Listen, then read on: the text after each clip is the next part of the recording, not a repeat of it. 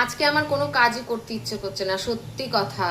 মানে এরকম ভাবে কাজ করাও যায় না, আর হচ্ছে মানে রান্না করতেও ইচ্ছে করে না। তোমরাই বলো, আমি এখানে শাক ছাড়াতে বসছি, কন্টিনিউ কন্টিনিউ এরকম করে যাচ্ছে। বলো, এই আলুগুলো নিয়ে দেখো কিভাবে শাকের মধ্যে দিচ্ছে, দেখো তোমরা।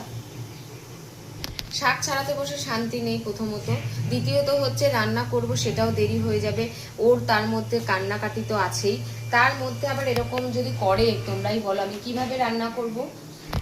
এর মানে আমার এই সিজনের মতন তোমাদের বাচ্চারাও কি এরকম বলো তো, মায়ের পেছন পেছন রান্নাঘরেই থাকে, রান্নাঘরটা দেখতেই পাচ্ছ কতটা ছোট, এর মধ্যে যদি এরকম ভাবে কন্টিনিউয়াসলি করে তাহলে আমি কিভাবে রান্না করব, কিভাবে কাজ করব। আমি খুব ভয় পাই রান্নাঘরে থাকলে পরে, আর সেই রান্নাঘরেই থাকবে। টিভি চালিয়ে রেখেছি দেখো তোমরা, টিভিটা চলছে, অথচ টিভির সামনেই থাকছে না, এই আমার সামনে থাকছে আর এই বদমাইশিগুলো করে যাচ্ছে। বলো, এর আগেও তোমাদেরকে দেখালাম, আবারও এরকম মানে কন্টিনিউ এখানেই বসে রয়েছে, ঘরেও যাচ্ছে না, মানে টিভিও দেখছে না, আর এই দুষ্টুমিগুলো করে যাচ্ছে। তাহলে আজকে কি করে রান্না করবো বলো? আর শাক ছাড়াতে কতটা সময় লাগে তোমরাই বলো তো। ভাবছি শাক ঠাক কিচ্ছু রান্না করবো না, সেদ্ধ ভাত করে খেয়ে নেবো আজকে। এই দেখো আবার বলছে সেদ্ধ ভাত, সত্যি সেদ্ধ ভাত করে খেয়ে নেবো।